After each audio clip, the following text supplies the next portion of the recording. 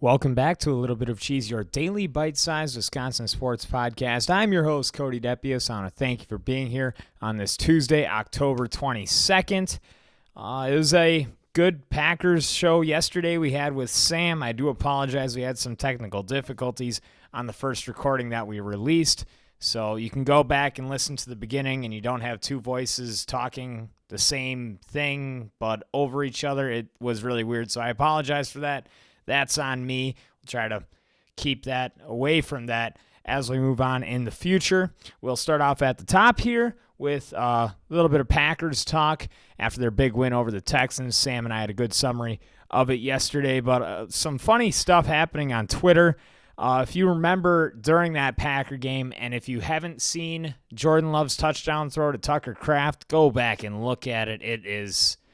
It's quite the throw. And there was a account on Twitter that said this is a perfect pass from Jordan Love. And the defender who was right there and probably about 2 inches away from intercepting this pass, his name was Kalen Bullock, and he retweeted that on Twitter and said, perfect, ? The ball went right through my hands, laughing emoji, laughing emoji, laughing emoji. And I just kind of wanted to bring this up because there were so many of these throws that we saw over the course of Aaron Rodgers' career, and he got a lot of praise for it because he didn't throw the interceptions, at least not even close to the rate that Jordan Love is throwing interceptions right now, where he's got 8 already at a point, and it's 8 of them through 6 games for Jordan Love right now, which is quite the number compared to what Aaron Rodgers used to do in Green Bay.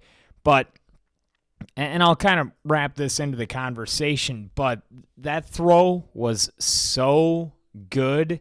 The defender felt like he was right there, but he wasn't, and Tucker Kraft was. Like, it's those windows in the NFL that you have to be able to make those throws to be a great quarterback. And Jordan Love, we see one of these every single week. We saw it with the Christian Watson throw. You go back in Indianapolis, I suppose you can say the Jaden Reed throw was a bad throw, but it was right where it needed to be. You didn't have good defender play, but you still throw the ball to be in the right spot, and it was in that situation.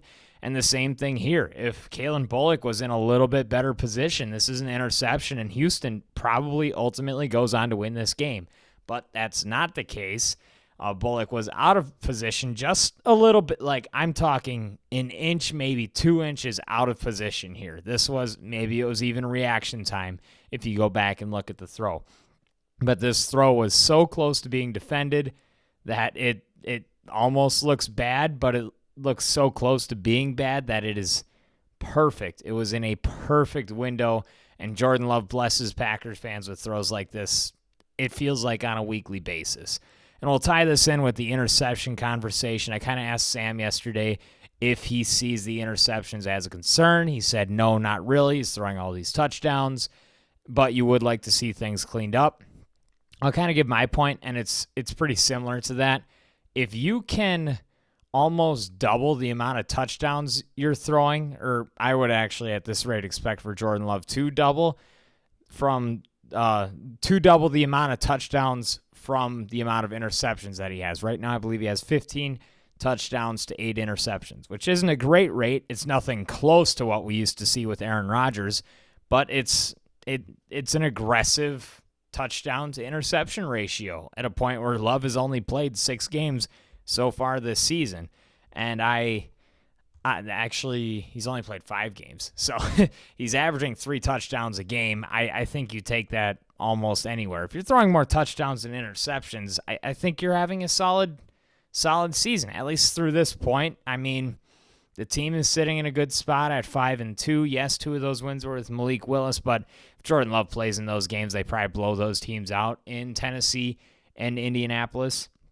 But I think Jordan Love has been playing solid. No, he hasn't played up to the contract level, but I still think there's a rhythm to be found here with this offense, and I think the aggressiveness is going to continue to pay off for Jordan Love. There is so much talent on this offense. We forget that Luke Musgrave has been out. Marshawn Lloyd has been out for a good chunk of the season. And we're going to expect those guys back at the end of the year. When you get both of those guys back, and this is at least if the rest of the talent on the offense continues to stay healthy throughout the season, this is a very potent offense already, and it could be very scary when you get those guys back. And if you get Jordan Love in a rhythm, that could be the kind of offense that could carry even a bad defense. And you saw that through the good part of the end of last season for Green Bay, where that offense is just clicking on all cylinders. Yes, they ran into a buzzsaw in San Francisco. I think if you make a kick, we're having a different conversation, of course. We talk about that all the time. But I think Green Bay is in a very good spot. I think Jordan Love is the right guy. You don't go and say that was a bad contract. You see a lot of other bad contracts around the NFL. I mean, you can even just look in the state of Florida. You have two quarterbacks in Trevor Lawrence and Tua Tagovailoa, which Tua apparently is going to play in the NFL again, which I personally would strongly advise against, but I don't know what the doctors have said. But he is going to play again. That's the bottom line there. But a dude that's been dealing with injuries and has never at one point in his career looked like what Jordan Love has looked like. Even when Love has been playing quote-unquote rough this first chunk of the season, Love has played very well for an NFL quarterback. And then Trevor Lawrence as well. That is a Jacksonville team that is not that good, and Trevor Lawrence has just flat out not looked that good. He's not going to be worth the money that they paid him. He has never once looked like Jordan Love has looked for Green Bay. So it was the right decision. Jordan Love is the right guy. You're not going to get Aaron Rodgers. Aaron Rodgers has only shown up once in the history of the NFL. Nobody else has even come close to what Aaron Rodgers did with the touchdown to interception ratio to the quarterback rating. Quarterbacks throw interceptions. That is normal. What we had going on with Rodgers, that was the most abnormal thing that we've ever seen with a quarterback. And you always talk about the contrast between Brett Favre, who threw a lot of interceptions, and Aaron Rodgers, who threw close to nothing when he was at his best. There's a stark contrast there. And as Green Bay fans, we like to compare Jordan Love to both of those guys. Those are the two Hall of Fame quarterbacks that we've seen play over the past 30 to 35 years. Those are going to be the two guys that we compare him to. And right now people are saying he's a little bit closer to Brett Favre. And I think personally I'm going to agree with that because Rodgers was so precise to a point where he would almost play a little bit timid sometimes. I go back and I think to that NFC divisional game back in 21 against the San Francisco 49ers where that team only scored 10 points. He was only throwing the ball to Devontae Adams. He was not being aggressive and trying to get his young receivers involved in that game, where I see Jordan Love as getting everybody involved. If you have a sliver of a window that's open, Love's going to sling it. He might not even be looking in your direction, but he's going to sling it towards your direction. I don't know. The gunslinger mentality for a quarterback is very fun. It gives you the possibility of some more explosive plays within your offense. And Jordan Love, his arm talent is exceptional. It is very, very, very good. I'd say Hall of Fame level arm talent. Now yes, there are a lot of things that could be cleaned up. There were a couple of throws in this game that could have been intercepted. And that one touchdown pass that we started this conversation with, that it could have been intercepted, but it wasn't. And it was a touchdown pass. The Jaden Reed pass before, that could have been intercepted. It wasn't. See, you give the credit to Jordan Love for putting the ball in a position where his receivers can go and make the play, but I would like for a couple of these interceptions to be cut down. If you throw one a game, that's fine. Don't let that number climb to 2 or 3, and I don't even want to think of how bad it could get, because I don't think Jordan Love will let it get that bad, at least for a consistent amount of time. He might have one game over the course of his career where he might throw 4, maybe 5 interceptions, because that's kind of just the way that he's been playing the game recently. He's just been slinging it around, trying to get his receivers to go up and make a play, and sometimes he's making a bad decision when it comes to that. So, yes, there could be a really bad game, but I think consistently over time, you're just going to get so many more touchdowns. You're going to win so many more ball games playing aggressive with this type of talent on the offense. I like it. I think Love is doing a lot of really good things. I would much rather have him back there playing aggressive, at least in the younger years of his career, than playing timid and not learning. If you like, I think this aggressiveness that he's playing with right now, it's. I hope that it starts to teach him like what balls you want to throw and what balls you kind of just try to throw to your check down, or you just throw away, or maybe even you take a sack. And Rodgers was the most legend of legends at this, knowing how to not throw interceptions. It was incredible. And as Packer fans, we got used to it for so long. And this is such a difference here. But I love what he's doing. I think there's a lot of special things going to happen in Green Bay. And I think Kalen Bullock, yeah, you almost could have intercepted it. It went maybe right through your hands, but it was a touchdown. And I think that was a very pretty ball thrown by Jordan Love and that point there. So now moving on for the Milwaukee Bucks, they will play the Philadelphia 76ers tomorrow in what was supposed to be a blockbuster kind of matchup, two of the top teams in the Eastern Conference.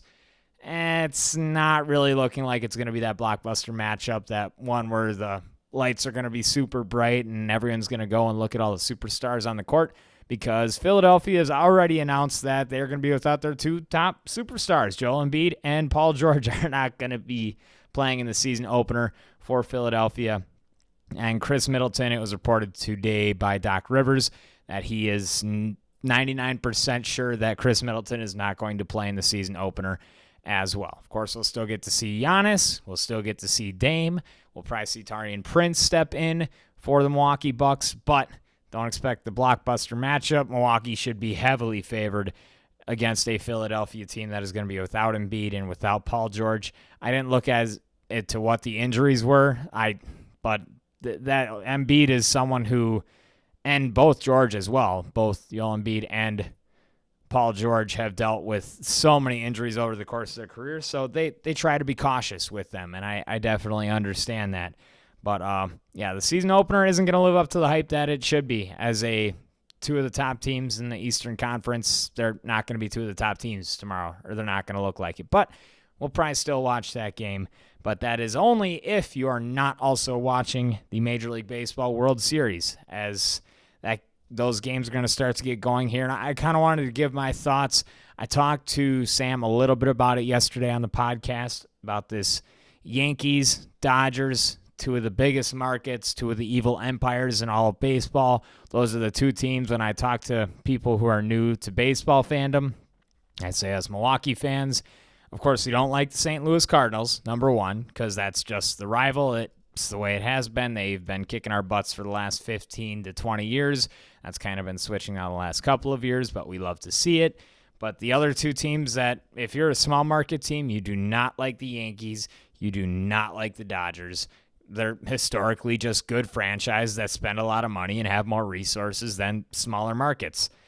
These were the two number one seeds, as the New York had the number one seed in the AL and National League had the number one seed in the NL. They're going to be meeting up in the World Series. This is the heavyweight matchup. Each of these teams has the league's respective home run leader, as Shohei Ohtani playing for the Dodgers and Aaron Judge playing for the New York Yankees. Those are going to be the two most valuable players for each league as well. These are both teams that have an over $300 million payroll. We're going to have to watch them on the biggest stage. And you can complain about it if you want, but we had a small market World Series last year with Arizona and the Texas Rangers. Nobody watched that World Series. One of the biggest baseball fans out there, I don't even know if I turned on a single game of that World Series. Maybe I turned it on while I was bartending, but I was not sitting down and watching that because it just flat out was not a good World Series. There were two solid teams, of course. They were in the World Series, but there just wasn't a lot of appeal to it. That brings me to my biggest point here, is that this World Series is going to be great for the sport of baseball. Your casual sports fans, they're going to want to tune in, because even yous listening that have stumbled across this podcast, you have a little bit of an interest in sports, you probably know who Shohei Ohtani is. You probably know who Aaron Judge is. You might know who Juan Soto is. He's just as good as those guys as well. You have the superstar power here. You have the big market power. You have the two coasts battling it out. I think this is great. I think the viewership is going to be better than it's ever been probably for baseball. I'm sure over the course of this World Series, we're going to see a lot of posts from your MLB and your ESPN and your MLB network that this is the most watched World Series of all time. I really believe that this is really good for the sport of baseball. And I'll also go to say that we don't really get this that often. These two teams haven't met up in the World Series since 1981. The New York Yankees haven't won a World Series since 2009. They haven't even been to the World Series since 2009. That's a long time ago. That's 15 years. The LA Dodgers, yes, they were in the World Series in 2018 and 2020. The only championship that they've gotten was that 2020 COVID championship. You can say whatever you want. A lot of people call that a, quote, Mickey Mouse championship. That doesn't really mean as much as other MLB World Series championships, but it's still a World Series. You look at it on Baseball Reference, it's still a World Series. But that team has only been to two World Series, I think, since 1988. These are two teams that, yes, they spend a lot of money. Historically, they're very good, but it's not like this should be a fatigue kind of thing, kind of what we're seeing with the Kansas City Chiefs and Patrick Mahomes recently in the NFL. 3 Super Bowls already. Like, these are two franchises that collectively since 2009, they have 2 World Series championships. So this shouldn't feel like a fatigue at all for any baseball fans, really. This should be something that's almost exciting. Yes, it's a battle of two of what you want to call the evils, the villains here in Major League Baseball, but I think that's just going to end up leading to a good matchup and just overall good things coming for Major League Baseball and the people that watch it. So those are overall my kind of thoughts. My name is Cody Depius. I'm your host here on A Little Bit of Cheese. Remember, you can listen to us on Spotify or you can stream on YouTube. We'll try to keep it going every single weekday. Your daily bite-sized Wisconsin sports podcast will be back tomorrow with another edition of A Little Bit of Cheese.